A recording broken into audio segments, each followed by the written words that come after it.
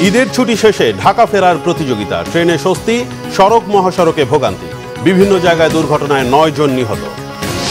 পঞ্চগড়, লালমনিরহাট, ঠাকুরগাঁও সীমান্তে আরও অর্ধশত মানুষকে পুশিন, ভারতের আচরণ অমানবিক বলেছেন স্বরাষ্ট্র উপদেষ্টা। ফ্যাসিবাদীরা এখনো ঐক্য নষ্টের চেষ্টায় লিপ্ত বলেছেন শামসুজ্জামান দুদু।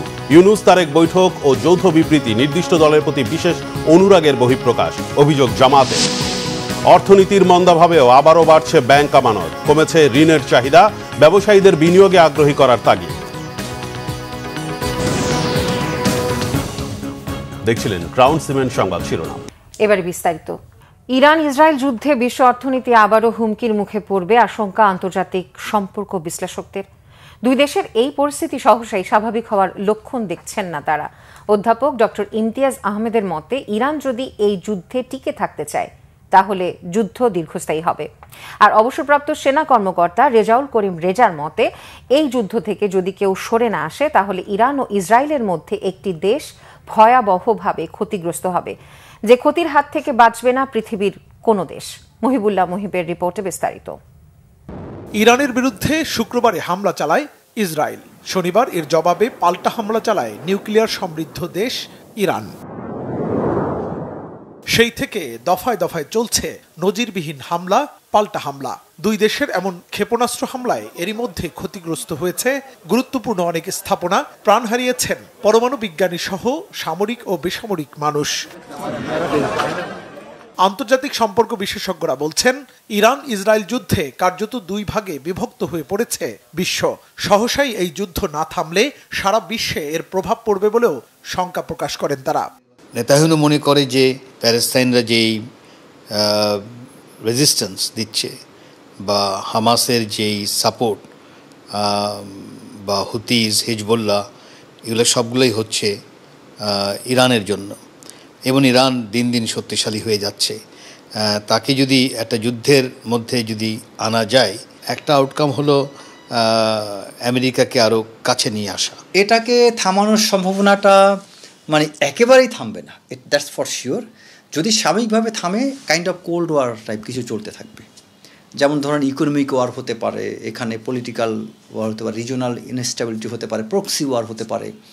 ডাইরেক্ট ফুল স্কেল যুদ্ধ না হলেও এটা প্রক্সি ওয়ার টাইপ কিছু চলতেই থাকবে। ইরান কি ইসরায়েলি হামলার সমুচিত জবাব দিবে? বিশ্লেষকরা মনে করছেন, যুক্তরাষ্ট্রসহ ইউরোপের কয়েকটি দেশ ইসরায়েলের পাশে থাকলেও ইরানের পাশে শক্তভাবে দাঁড়াবে আরব দেশগুলো। তাই সকল শক্তি বিবেচনায় ইরানের পতনের সম্ভাবনা তো নয়, বরং মানচিত্র থেকে ইসরায়েলের নাম মুছে যাওয়ার সম্ভাবনা দেখছেন তারা। ইরানে কিন্তু তাদের যে আপনার এয়ার ডিফেন্স সিস্টেমটা, এটা কিন্তু প্রমাণ করেছে দ্যাট ইজ এ স্ট্রং। কারণ গতকালকে আমরা ভিডিওতে দেখছি, আমরা কিন্তু এতদিন এটা জানতাম না যে ইরান বরং ইসরায়েলের এয়ার ডিফেন্সটাকে ভেঙে দিয়েছে, কিন্তু ইসরায়েল পারেনি ইরানের এয়ার ডিফেন্সটাকে ভাঙতে। সো এই দিক থেকে বিবেচনা করলে ইরানকে আসলে দুর্বল ভাবা যাবে না। ইরান যথেষ্ট শক্ত একটা অবস্থানে আছে। তো এই অবস্থায় আমার মনে হয় না যুদ্ধটা থামবে, এবং এটা পারমাণবিক অস্ত্র আমার মনে হয় ব্যবহার হওয়ার একটা সম্ভাবনা আছে। এটা স্থায়ী হলে আমি মনে করি ইউরোপ আমেরিকার ক্ষতি আরও বিশাল হবে। এমনিতেই ইউক্রেনের যুদ্ধে কিন্তু ইউরোপ অনেকটা ভেঙে পড়ার অবস্থায় চলে গেছে। আমরা প্রতিদিনই দেখি যে বিশাল বিশাল মিছিল কিন্তু সেখানে যাচ্ছে, মানুষ প্রতিরোধ করছে, প্রতিবাদ করছে ইত্যাদি। তো সেই জায়গায় আমাদেরও ক্ষতি হবে, কোনো সন্দেহ নেই, কারণ সাপ্লাই চেনের ক্ষতি হবে, তেলের দাম ওঠানামা করবে। তবে যুদ্ধের উস্কানি নয়, বিশ্ব শান্তি প্রতিষ্ঠায় দুই দেশের যুদ্ধ বন্ধে জাতিসংঘ সহ বিশ্ব মোড়লরা উদ্যোগী হবেন, এমন প্রত্যাশার কথা জানান এই দুই বিশ্লেষক। মুহিবুল্লাহ মুহিব, বাংলা ভিশন, ঢাকা। 4 দিনের যুক্তরাজ্য সফর শেষে দেশে ফিরেছেন অন্তর্বর্তীকালীন সরকারের প্রধান উপদেষ্টা অধ্যাপক ডক্টর মোহাম্মদ ইউনূস। প্রধান উপদেষ্টা ও তার সফর সঙ্গীদের বহনকারী বিমান বাংলাদেশ এয়ারলাইন্সের ফ্লাইট সকাল 9:45টার দিকে হযরত শাহজালাল আন্তর্জাতিক বিমানবন্দরে অবতরণ করে। বিমানবন্দরে প্রধান উপদেষ্টাকে স্বাগত জানান সংশ্লিষ্ট কর্মকর্তারা। এই সফরে প্রধান উপদেষ্টাকে কিংস চার্লস হারমোনি অ্যাওয়ার্ড দেওয়া হয়। এছাড়া বিএনপির ভারপ্রাপ্ত চেয়ারম্যান তারেক রহমানের সাথে প্রধান উপদেষ্টার বহুল আকাঙ্ক্ষিত বৈঠকে নির্বাচন প্রশ্নে সর্ববৃহৎ দলটির সাথে সরকারের তৈরি হওয়া দূরত্বের অবসান হয়েছে বলে ধারণা করা হচ্ছে। প্রবাসীদের একটি অনুষ্ঠানে যোগ দেওয়া ছাড়াও 4 দিনের সফরে ব্যস্ত সময় পার করেন প্রধান উপদেষ্টা। ছুটি শেষে কাজে যোগ দিতে ঢাকায় ফিরেছেন কর্মজীবীরা। রেল স্টেশন ও বাস টার্মিনালগুলোতে যাত্রীদের চাপ।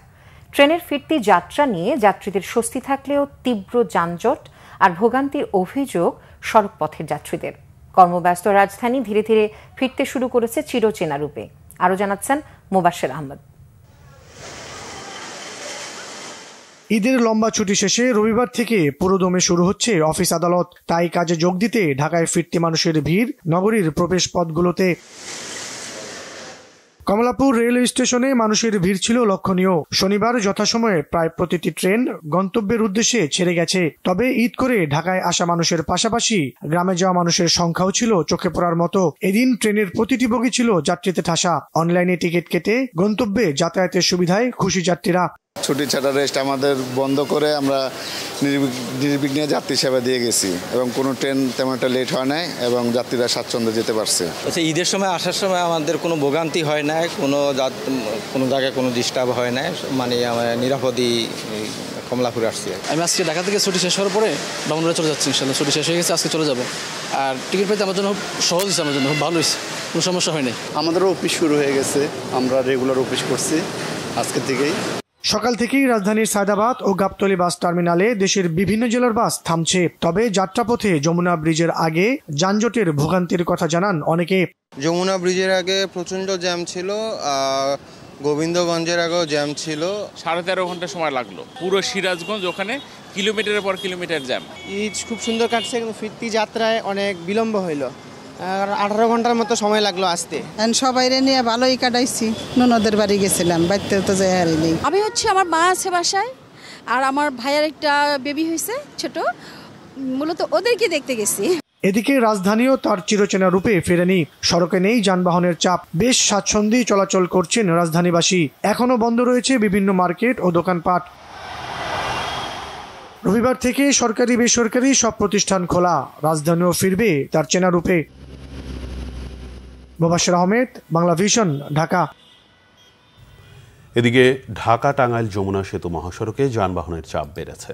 মহাসড়কে অতিরিক্ত যানবাহনের চাপ বাড়ায় গতরাতে এলেঙ্গা থেকে যমুনা সেতু পর্যন্ত বিভিন্ন এলাকায় থেমে থেমে যানজটের সৃষ্টি হয়। তবে ভোর থেকেই মহাসড়কে যানবাহন চলাচল স্বাভাবিক হলেও বেলা বাড়ার সাথে সাথে মহাসড়কে ঢাকার দিকের গাড়িগুলোর চাপ আবারও বেড়েছে এবং উত্তরবঙ্গের দিকের গাড়িগুলো অনেকাংশে খালি যাচ্ছে। এদিকে ঢাকা টাঙ্গাইল যমুনা সেতু মহাসড়কের গোড়াই থেকে যমুনা সেতু পর্যন্ত প্রায় 65 কিলোমিটার সড়কে সার্বিক নিরাপত্তায় পুলিশ সহ অন্যান্য আইন শৃঙ্খলা রক্ষাকারী বাহিনীর সদস্যদের মোতায়েন করা হয়েছে। এদিকে ঢাকা চট্টগ্রাম মহাসড়কেও ঢাকামুখী যানবাহনের চাপ বাড়ছে। তবে কাঁচপুর থেকে মেঘনা টোল প্লাজা পর্যন্ত মহাসড়কে স্বাভাবিক গতিতেই চলাচল করছে যানবাহন। সড়কের সার্বিক নিরাপত্তায় কাজ করছে পুলিশ। পঞ্চগড়ে সীমান্ত দিয়ে 12 বাংলাদেশি, 4 ভারতীয় নাগরিক সহ 16 জনকে, লালমনিরহাটে 12 জনকে এবং ঠাকুরগাঁওয়ে 23 জনকে পুশিন করেছে বিএসএফ। পঞ্চগড়ের সদর উপজেলার ধাক্কামারা ইউনিয়নের মিস্ত্রিপাড়া ও তেঁতুলিয়া উপজেলার শালবাহান ইউনিয়নের পেদিয়াগঞ্জ সীমান্ত দিয়ে শনিবার ভোরে তাদের বাংলাদেশে পুশিন করা হয়। এদিকে লালমনিরহাটের 2 উপজেলার 3 সীমান্ত দিয়ে আবারও 12 জনকে পুশিন করেছে ভারতীয় সীমান্তরক্ষী বাহিনী বিএসএফ। বিজিবি জানায়, হাতিবান্ধার বনচৌকি সীমান্ত দিয়ে বিএসএফ 3 জনকে পুশিন করলে গ্রামবাসী তাদের আটক করে বিজিবির হাতে তুলে দেয়। অপরদিকে একই উপজেলার পূর্বসার ডুবি সীমান্তে বিজিবি ও গ্রামবাসীর বাধায় অপর 3 জনকে পুশিনের চেষ্টা ব্যর্থ হয়েছে বিএসএফের। পাটগ্রাম শ্রীরামপুরের ডাঙ্গাপাড়া সীমান্ত দিয়ে ভোরে 6 নারী পুরুষকে বাংলাদেশে ঠেলে দেয় বিএসএফ। বিজিবি ও সীমান্তের লোকজন তাদেরকে আবারও সীমান্তের কাঁটাতারের বেড়ার ওপাশে ভারতীয় অংশে ফেরত পাঠিয়েছে। এ ঘটনায় বিএসএফকে পতাকা বৈঠকের আহ্বান জানিয়েছে বিজিবি। অন্যদিকে ঠাকুরগাঁওয়ে হরিপুর উপজেলার সীমান্ত দিয়ে অবৈধভাবে 23 জনকে বাংলাদেশে পুশিন করেছে বিএসএফ। এদের মধ্যে 4 জন পুরুষ, 12 জন নারী এবং 7 শিশু রয়েছে। এবিপিএনের কাছে মরণাস্ত্র থাকলেও পুলিশ আপাতত রাইফেল ব্যবহার করতে পারবে বলে জানিয়েছে স্বরাষ্ট্র উপদেষ্টা জাহাঙ্গীর আলম চৌধুরী। সকালে রাজধানীর উত্তরায় এবিপিএন হেডকোয়ার্টার্স পরিদর্শনের সময় এ তথ্য জানান স্বরাষ্ট্র উপদেষ্টা। তিনি জানান, সেনাবাহিনীর মতো এবিপিএনের সম্মুখ যুদ্ধে অংশ নিতে হয়, তাই এদের মরণাস্ত্র কিংবা ভারী অস্ত্র ব্যবহার করতে হয়। দেশের আইন শৃঙ্খলা পরিস্থিতি আগের চাইতে সন্তোষজনক বলে দাবি করেন তিনি। প্রধান উপদেষ্টা যখনই নির্বাচনের সিদ্ধান্ত দেবেন তখনই আইন শৃঙ্খলা রক্ষাকারী বাহিনী প্রস্তুত থাকবে বলে জানান স্বরাষ্ট্র উপদেষ্টা। ভারতের পুশিন অমানবিক বলে মন্তব্য করেন তিনি। পরে র্যাব 1 এর কার্যালয় পরিদর্শন করেন স্বরাষ্ট্র উপদেষ্টা জাহাঙ্গীর আলম চৌধুরী।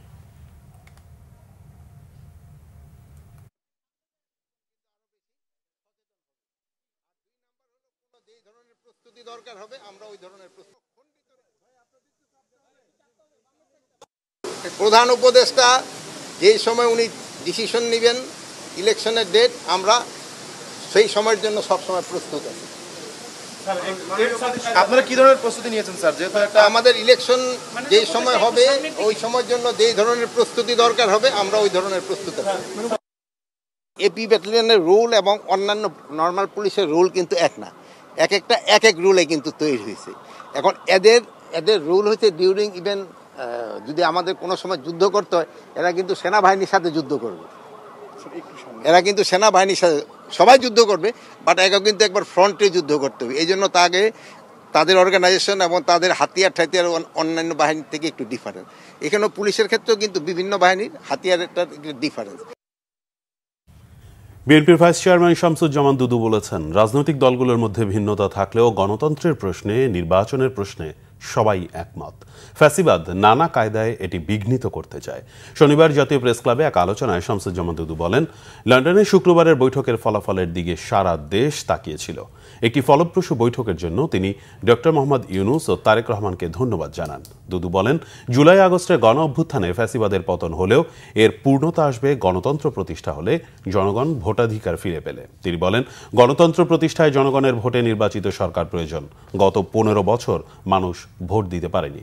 হাসিনা ভোটের নামে জালিয়াতি করেছে। প্রতিবেশী দেশ মুখে গণতন্ত্রের কথা বললেও এদেশে ফ্যাসিবাদ কায়েমে তারা ভূমিকা রেখেছে।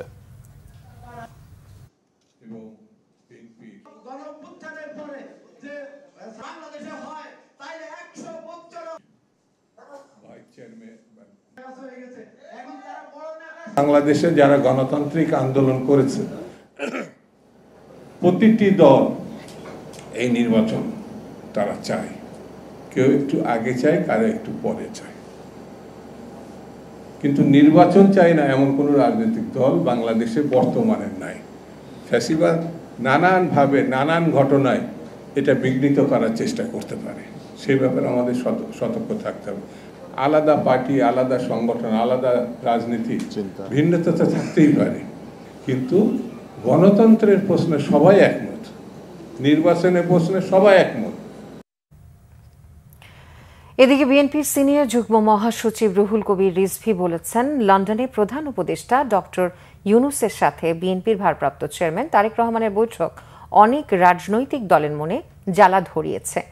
অনেকে এটা মেনে নিতে পারছেন না। বিকেলে গাজীপুরের ভবানীপুর এলাকায় স্থানীয় মুক্তিযোদ্ধা কলেজ মাঠে বিএনপি নতুন সদস্য সংগ্রহ, ফর্ম বিতরণ ও নবায়ন কর্মসূচি উদ্বোধন উপলক্ষে আয়োজিত সমাবেশে তিনি এসব কথা বলেন। ফেব্রুয়ারি প্রথম সপ্তাহ থেকে দ্বিতীয় সপ্তাহ নির্বাচনের উপযুক্ত সময় বলেও মন্তব্য করেন রিজভী। জামায়াতকে ইঙ্গিত করে তিনি বলেন, নির্বাচনের তারিখ নিয়ে কিছু রাজনৈতিক দল উষ্মা প্রকাশ করেছে। তারা ৭১ সালে দেশের বিরোধিতা করেছে, ৯১ সালে হাসিনার সাথে নির্বাচন করেছে। জামায়াতের রাজনীতি ভুলে ভরা।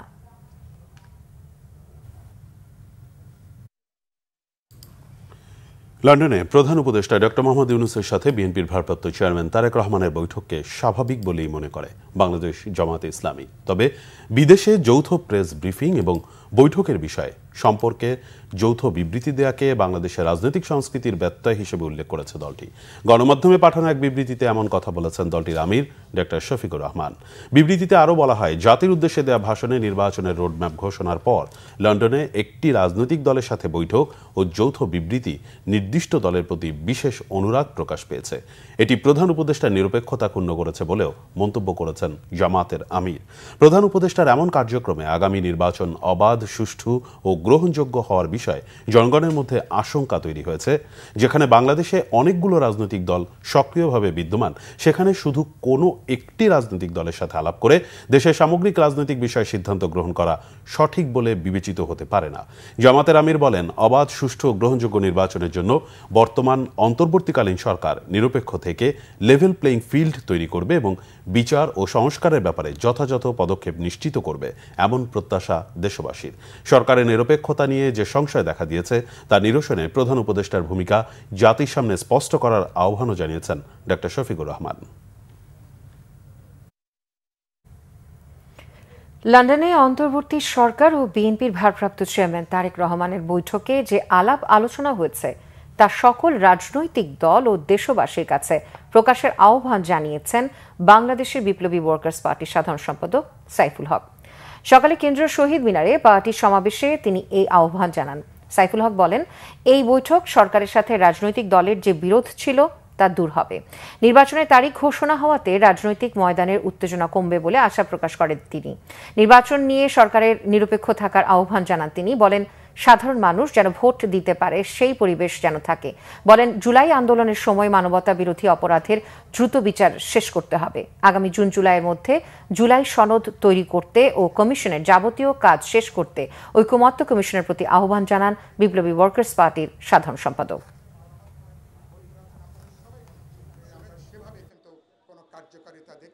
লন্ডনে যে আলাপ আলোচনা করেছেন, আপনার উচিত হবে সকল রাজনৈতিক দলকে খোলামেলা আলাপ আলোচনার বিষয়টা প্রকাশ করবেন।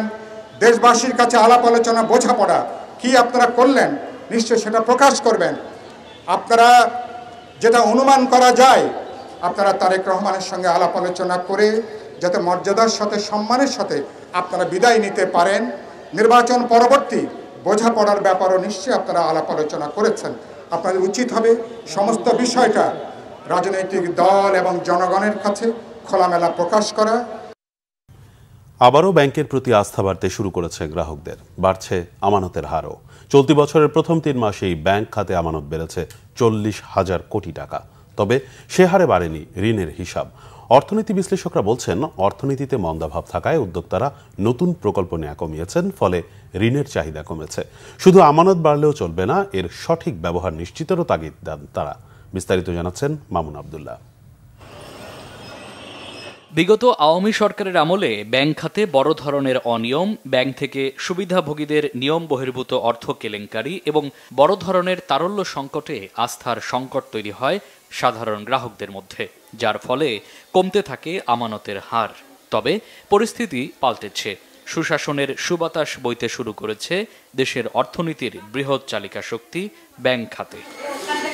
বাংলাদেশ ব্যাংকের হালনাগাদ তথ্যে দেখা যায়, গত 3 মাসে আমানত বেড়ে দাঁড়িয়েছে 19,23,505 কোটি টাকায়। গত বছরের ডিসেম্বর শেষে ব্যাংক খাতে 3 মাসে আমানতের পরিমাণ ছিল 18,83,711 কোটি টাকা। সেই হিসাবে 3 মাসের ব্যবধানে আমানত বেড়েছে 2%-এরও বেশি। 1 বছরের ব্যবধানে ব্যাংক খাতে গ্রাহকের আমানত বেড়েছে 1,61,202 কোটি টাকা। আমানত বাড়ার পেছনে ব্যাংকের প্রতি গ্রাহকের আস্থা বৃদ্ধি এবং সরকারের নেয়া নতুন নতুন উদ্যোগের সফলতা বলছেন ব্যাংক খাত বিশ্লেষকরা। ব্যাংকিং ইন্ডাস্ট্রিতে স্থিতিশীলতা ফিরে এসছে, যার ফলশ্রুতিতে সেই সময় থেকে আজকে অবধি প্রায় 40,000 কোটি টাকার মতো বেশি আমানত পড়ছে। আমানত বৃদ্ধি পেলেও হবে না, আমানত বৃদ্ধি পাওয়ার সাথে সাথে আপনার ব্যাংকের ঋণ প্রবাহ বাড়াতে হবে, কারণ প্রাইভেট সেক্টর ক্রেডিট গ্রোথ কিন্তু বাংলাদেশে একটা সর্বনিম্ন পর্যায়ে অবস্থান করছে। একই সময়ে বাংলাদেশ ব্যাংকের প্রতিবেদন অনুযায়ী ঋণ বেড়েছে প্রায় 30,000 কোটি টাকা। গত জানুয়ারি থেকে মার্চের প্রান্তিক শেষে ব্যাংক খাতে মোট ঋণের পরিমাণ বেড়ে দাঁড়িয়েছে 17,12,618 কোটি টাকা। তবে তা আমানতের চেয়ে অনেক কম। এজন্য ব্যবসায়ীদের নতুন নতুন প্রকল্প না নেয়ার প্রবণতাকেই দুষছেন অর্থ বিশ্লেষকরা। এখানে ত্রিপক্ষীয় একটা চ্যালেঞ্জ রয়েছে। এখানে পলিসি রেট এবং আমানতকারীদের কাছ থেকে যেটা নিচ্ছেন, যে ডিপোজিট, যে হারে প্রফিট দিবেন এবং যে হারে আপনি ঋণ প্রদান করবেন, এই তিনটাকে আবার সমন্বয় করতে হবে। তিনটাকে সমন্বয় না হলে ডিপোজিটারদের আস্থা ফিরে আসবে না, ডিপোজিটাররা বেশি ডিপোজিটও রাখবে না। শুধু আমানত যদি বেড়ে যায়, ঋণ প্রবাহ যদি সাথে সাথে সমানতালে না বাড়ে, তখন কিন্তু এটা আবার অর্থনীতির জন্য একটা চ্যালেঞ্জ। বাংলাদেশ ব্যাংকের তথ্য অনুযায়ী এবছরের জানুয়ারি থেকে মার্চে ব্যাংকগুলোর গ্রাহকের ঋণ হিসাব যেখানে বেড়েছে 5,15,421টি, সেখানে আমানত হিসাব বেড়েছে 24,59,289টি, তথা 5 গুণ। মামুন আব্দুল্লাহ, বাংলা ভিশন, ঢাকা। আবারও চোখ রাঙাতে শুরু করেছে করোনা ভাইরাস। গেল বছর পরিস্থিতি ভালো থাকলেও এবছর ফের লাফিয়ে লাফিয়ে বাড়ছে সংক্রমণ। গত 24 ঘন্টায় সারা দেশে 174টি নমুনা পরীক্ষা করা হয়, যার বিপরীতে শনাক্ত হয়েছে 15 জন। শুধু চলতি মাসের 13 দিনেই করোনা রোগী শনাক্ত হয়েছে 94 জন। স্বাস্থ্য বিশেষজ্ঞরা বলছেন, সংক্রমণ বৃদ্ধিতে আতঙ্কিত হওয়ার কিছু নেই। স্বাস্থ্যবিধি মেনে চললে পরিস্থিতি নিয়ন্ত্রণে রাখা সম্ভব। বিস্তারিত ফজলে রাব্বির প্রতিবেদনে। 2020 সালের শুরুর দিকে করোনা ভাইরাসের ভয়াবহ রূপ দেখেছিল গোটা বিশ্ববাসী। লন্ডভন্ড করে দিয়েছিল জনজীবন। ভয়াবহ সেই দুঃসময়ের 5 বছর যেতে না যেতে আবারও চোখ রাঙাচ্ছে কোভিড-19 করোনা ভাইরাস। পার্শ্ববর্তী দেশ ভারত সহ দক্ষিণ এশিয়ার বেশ কয়েকটি দেশে আবারও দেখা দিচ্ছে করোনা ভাইরাসের নতুন ভেরিয়েন্ট। বাংলাদেশেও ব্যাপকভাবে সংক্রমণ বাড়ছে। গত 24 ঘন্টায় সারা দেশে 174টি নমুনা পরীক্ষা করা হয়। এর মধ্যে 15 জনের করোনা শনাক্ত হয়েছে। স্বাস্থ্য অধিদপ্তরের তথ্য বলছে, গত এপ্রিল মাসে দেশে কোভিড আক্রান্তের সংখ্যা ছিল 23 জন। মে মাসে সেই সংখ্যা বেড়ে দাঁড়িয়েছে 86 জনে, আর জুন মাসে এখন পর্যন্ত দাঁড়িয়েছে 94 জন। অর্থাৎ সময় যত গড়াচ্ছে ততই বাড়ছে করোনা শনাক্তের হার। তবে জনস্বাস্থ্য বিশেষজ্ঞরা বলছেন, সংক্রমণ বৃদ্ধিতে আতঙ্কিত হওয়ার কিছু নেই। জনস্বাস্থ্য মেনে চললে এই পরিস্থিতি নিয়ন্ত্রণ করা সম্ভব। করোনা বেড়ে গেছে, কিন্তু খুব একটা বিপজ্জনক সেটা বলা যাবে না। কিন্তু বেশি যদি করোনা ছড়ায়, তাহলে যারা ঝুঁকিপূর্ণ মানুষ, তারা করোনা আক্রান্ত হলে তাদের শরীরের অবস্থা গুরুতর হতে পারে। সেজন্য আমাদেরকে যে করোনার যে স্বাস্থ্যবিধি, এগুলো তো আমরা জানি। সাবান দিয়ে হাত ধুতে হবে, জনসমক্ষে কফ থুতু ফেলা যাবে না, মাস্ক পরে যেখানে খুব বেশি ভিড় সেখানে যেতে হবে। সরকারের পক্ষ থেকে করণীয় হচ্ছে, সর্বপ্রথম হাসপাতাল এবং স্বাস্থ্যকেন্দ্রে যেন মানুষ ঢুকলে সাবান দিয়ে হাত ধুয়ে ঢুকতে পারে সেই ব্যবস্থা রাখা। সংক্রমণ রোধে হাসপাতাল কিংবা জনস্বাস্থ্য কেন্দ্রগুলোতে প্রয়োজনীয় পরীক্ষা কিটের মজুদের কথা বলছেন জনস্বাস্থ্য বিশেষজ্ঞরা। এটা এরকম একটি অবস্থা তৈরি করতে হবে, মানুষ যেন বোঝে তারা করোনায় আক্রান্ত হলে চিকিৎসা বা স্বাস্থ্যসেবায় অবহেলা হবে না। এটা দ্বিতীয়ত, মানুষকে একটু আত্মবিশ্বাস যোগানো, আর কতগুলো জায়গায় মেনে চলা। যেমন আমার ঠান্ডা সর্দি লাগলো, আমার উচিত বাসায় বসে থাকা, বাইরে না আসা। আসলেও যদি খুব বেশি প্রয়োজনে আসতে হয়, আমি মাস্ক ব্যবহার করব। সরকারের পক্ষ থেকে পরীক্ষা করার একটা ব্যবস্থা করা দরকার, দ্রুত কিট নিয়ে আসা দরকার, এবং সেটি বিনামূল্যে সর্বত্রই ব্যবস্থাটাকে উন্মুক্ত করে দেওয়া উচিত। তাহলে কিন্তু একটা বড় কাজ হয়।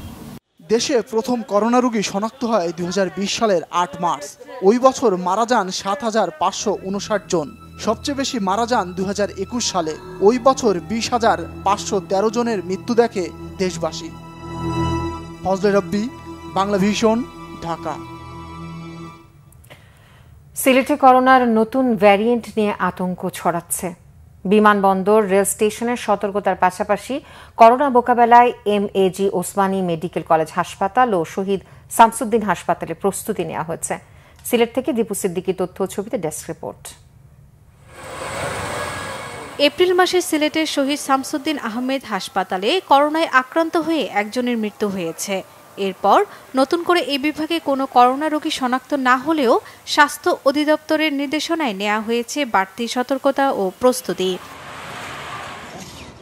করোনা সতর্কতা হিসেবে ওসমানী আন্তর্জাতিক বিমানবন্দরে যাত্রীদের তাপমাত্রা পরীক্ষার জন্য বসানো হয়েছে থার্মাল স্ক্যানার। একই সঙ্গে রাখা হয়েছে আইসোলেশন সেন্টার। এছাড়া রেলওয়ে স্টেশনেও নেওয়া হয়েছে সতর্কতামূলক কার্যক্রম। মুখে অবশ্যই মাস্ক ইউজ করার জন্য আমরা মাইকিং করতেছি। আমাদের এখানে স্টেশনের যাত্রীদের আমরা সচেতনতা করতেছি। এই নিয়ে আমাদের যারা ডিউটি করতেছে ওদেরকে আমরা বলতেছি যাতে করোনা বিধি সবাই মেনে চলে। করোনা ডেডিকেটেড শামসুদ্দিন আহমেদ হাসপাতালে রোগীদের বাড়তি চাপ মোকাবেলায় এরই মধ্যে 16টি আইসিইউ সহ নারী ও পুরুষদের জন্য 40টি বেডের ব্যবস্থা করা হয়েছে। আইসোলেশন ওয়ার্ড এবং আইসিইউ ওয়ার্ড প্রস্তুত আছে। এখন শুধুমাত্র আমরা টেস্ট, যদি স্বাস্থ্য অধিদপ্তর থেকে নির্দেশনা আসে, আমরা র্যাপিড অ্যান্টিজেন টেস্ট বা স্যাম্পল কালেকশন, সেগুলো আমরা শুরু করে দেওয়ার জন্য মোটামুটি প্রস্তুত আছি। এদিকে সিলেটের সবচেয়ে বড় স্বাস্থ্যসেবা প্রতিষ্ঠান এমএজি ওসমানী মেডিকেল কলেজ হাসপাতালেও করোনা মোকাবেলায় আলাদা ফ্লু কর্নারের ব্যবস্থা করা হয়েছে। ফ্লু কর্নার করবে, তার মানে যাদের সর্দি কাশি জ্বর গলা ব্যথা আছে তারা মানে অন্যান্য রোগীদের সাথে মিশে গেলে কিন্তু সংক্রমণটা বেড়ে যাবে। এখানে ওনাদের রেজিস্ট্রেশন হবে আলাদা, টিকিট কাউন্টার হবে আলাদা এবং ওনাদের রিপোর্টিংটা হবে আলাদা, ওনাদের চিকিৎসা ব্যবস্থা আলাদা, ওনাদের যে ওষুধ দেওয়া হবে সেটাও আলাদা। এটা ফ্লু সেন্টার একটা ওয়ান স্টপ সার্ভিসের মতন করে আমাদের ডেপুটি ডিরেক্টরের নেতৃত্বে এই দায়িত্ব পালন করছেন। সিলেটে এখনও করোনা পরিস্থিতি নিয়ন্ত্রণে, তবে যে কোনো সময় পরিস্থিতি খারাপ হলে দ্রুত ব্যবস্থা নেয়ার জন্য প্রয়োজনীয় ব্যবস্থা রাখা হয়েছে। Bangla vision news desk. জাফলংকে পরিকল্পিতভাবে গড়ে তোলা হবে এবং কাউকে পাথর উত্তোলন করতে দেয়া হবে না বলে জানিয়েছেন উপদেষ্টা সৈয়দা রিজওয়ানা হাসান ও ফাউজুল কবির খান। শনিবার দুপুরে সিলেটের গোয়াইনঘাট উপজেলার জাফলং ইসিএ এলাকা পরিদর্শন করে ফেরার পথে পাথর ব্যবসার সাথে জড়িতদের সমর্থকরা দুই উপদেষ্টার গাড়ি বহর আটকে বিক্ষোভ করেন। এর আগে পরিবেশ ও জ্বালানি উপদেষ্টা সরকারি কর্মকর্তাদের নিয়ে জাফলংয়ের ইসি এলাকা পরিদর্শন করেন। পরে তারা সাংবাদিকদের সাথে কথা বলেন। এ সময় সৈয়দা রিজওয়ানা হাসান জানান, জাফলংকে পরিকল্পিতভাবে গড়ে তোলা হবে। আর জ্বালানি উপদেষ্টা বলেন, পাথর উত্তোলন করতে দেয়া হবে না এবং স্টোন ক্র্যাশার মেশিনগুলো এলাকায় থাকতে পারবে না।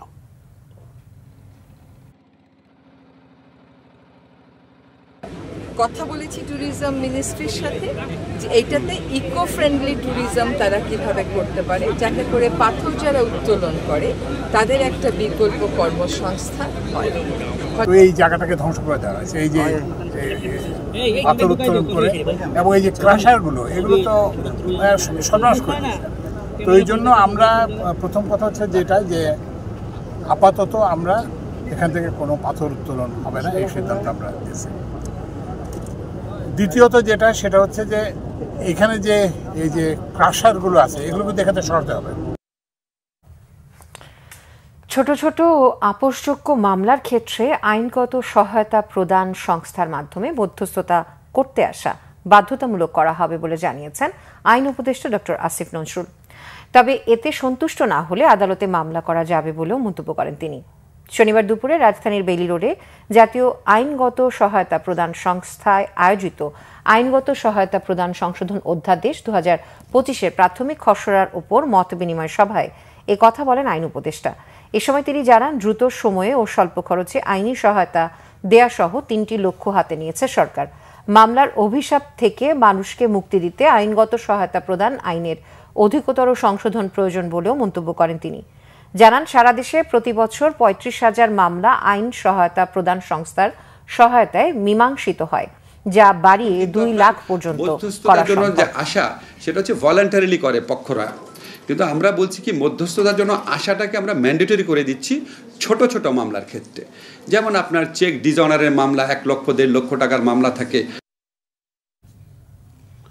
বিএনপির কেন্দ্রীয় কমিটির সদস্য অ্যাডভোকেট এম রুহুল কুদ্দুস তালুকদার দুলু বলেছেন, রাজনীতিবিদদের কাছ থেকে সংস্কারের সুপারিশ না নিয়ে তারেক রহমানের 31 দফা নিয়ে নিলেই সংস্কার হয়ে যায়। শনিবার বিকেলে নাটোরের বড়াইগ্রাম উপজেলার বনপাড়া বাইপাস মোড়ে তারেক রহমানের 31 দফা বাস্তবায়নে লিফলেট বিতরণ ও পথসভায় তিনি কথা বলেন। তিনি বলেন, 31 দফা হচ্ছে বাংলাদেশের মানুষের মুক্তির সনদ। খামোখা এই তারিখ সেই তারিখ দরকার পড়ে না। বিএনপি নির্বাচন চেয়েছে, সেটা দিয়ে দিলেই হয়। যে দল ক্ষমতায় যাবে সেই দল সংস্কার করবে বলে মন্তব্য করেন তিনি। রাজধানীর উত্তরায় র্যাব পরিচয়ে মোবাইল আর্থিক সেবা প্রতিষ্ঠান নগদের ডিস্ট্রিবিউটরের এক প্রতিনিধির কাছ থেকে 1,08 লাখ টাকা ছিনতাই হয়েছে। সিসিটিভি ফুটেজে দেখা যায়, শনিবার সকাল 9টার দিকে ভুক্তভোগী ব্যক্তি মোটরসাইকেলে যাচ্ছিলেন। এ সময় একটি কালো মাইক্রোবাস মোটরসাইকেলটির গতিরোধ করে। এক পর্যায়ে ওই মাইক্রোবাস থেকে র্যাবের পোশাক পরা কয়েক ব্যক্তি বেরিয়ে নগদের টাকা ছিনিয়ে পালিয়ে যায়, আর নগদের ডিস্ট্রিবিউটরকে ফেলে যায় উত্তরার 17 নম্বর সেক্টরে। আইনশৃঙ্খলা বাহিনী জানায়, এই ঘটনায় দোষীদের ধরতে অনুসন্ধান চলছে।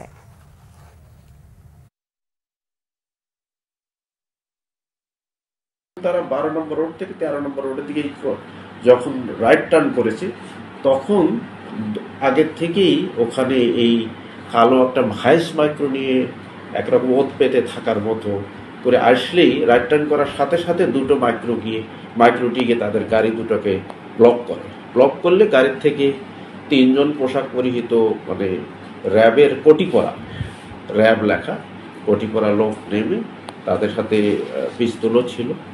এরকম তারা থেকে তাদেরকে ব্লক করলে তারা ওই যে 4 জন ওরা মোটরসাইকেলে টাকা নিয়ে আসতেছিল, একজন আর ব্যাগে টাকা ছিল গাদে, সে দৌড় দেয়, তাকে ধরে। আর একজন 4 জন চারদিকে, একজন মোটরসাইকেলে টান দিয়ে সে অফিসে চলে গেছে, তার কাছে 1 লক্ষ টাকার মতো ছিল, তো সে চলে গেছে, অফিসটা কাছেই। আর 3 জনকে ওরা ধরে ওই গাড়িতে ওঠে, কালো মাইক্রোটিতে ওঠে, হাইস মাইক্রোটিতে উঠিয়ে নিয়ে তারা এই 17 নম্বর সেক্টরের দিকে গিয়ে ইসকন মন্দিরের কাছাকাছি জায়গায় ওদের 3 জনকে ফেলে দিয়ে তারা চলে যায়। তো ইনভেস্টিগেশন হচ্ছে। সব ব্যাংক খোলা নাই, আমরা একটা ব্যাংক খোলা পেয়েছিলাম, ব্যাংকে জমা দিলে আমি এই টাকাটা যখন আমি ব্যাংকে জমা দিব, ব্যাংকে জমা দিয়ে রিসিপ্টটা যখন আমি নগদকে দিব, তখন নগদ আমাকে ইমানি দিবে, ইমানি দিলে আমি এটা দোকানে যেয়ে আমি ওদের কাছ থেকে জিনিসটা সেল করবো। এটা হচ্ছে ঘটনা। তো ব্যাংক এবং সিআরএম করার জন্য টাকাটা নিয়ে আসা হয়েছিল, তখন আনার সময় রাস্তার ভিতরে এই সংবাদ শেষ করব আমরা। তার আগে ক্রাউন সিমেন্ট সুনামগুলো জানিয়ে দিচ্ছে আরো একবার। ঈদের ছুটি শেষে ঢাকায় ফেরার প্রতিযোগিতা, ট্রেনের স্বস্তি, সড়ক মহাসড়কে ভোগান্তি, বিভিন্ন জায়গায় দুর্ঘটনায় 9 জন নিহত। পঞ্চগড়, লালমনিরহাট, ঠাকুরগাঁও সীমান্তে আরো অর্ধশত মানুষকে পুশ ইন। ভারতের আচরণ অমানবিক বলেছেন স্বরাষ্ট্র উপদেষ্টা। ফ্যাসিবাদরা এখনো ঐক্য নষ্টের চেষ্টায় লিপ্ত বলেছেন শামসুজ্জামান দুদু। ইউনুস তারিক বৈঠক ও যৌথ বিবৃতি নির্দিষ্ট দলের প্রতি বিশেষ অনুরাগের বহিঃপ্রকাশ, অভিযোগ জামায়াতের। অর্থনীতির মন্দাভাবেও আবার বাড়ছে ব্যাংক আমানত, কমছে ঋণের চাহিদা, ব্যবসায়ীদের বিনিয়োগে আগ্রহী করার তাগিদ। এই ছিল এখনকার মতো। পরের সংবাদ রাত 1টায় দেখার আমন্ত্রণ রইল। এছাড়া বাংলাভিশন সংবাদ ও সংবাদ সংশ্লিষ্ট অনুষ্ঠান দেখতে ভিজিট করুন www.bpnews24.com ও facebook.com/banglavisionnews এবং সাবস্ক্রাইব করুন youtube.com/banglavisionnews। ধন্যবাদ। শুভরাত্রি।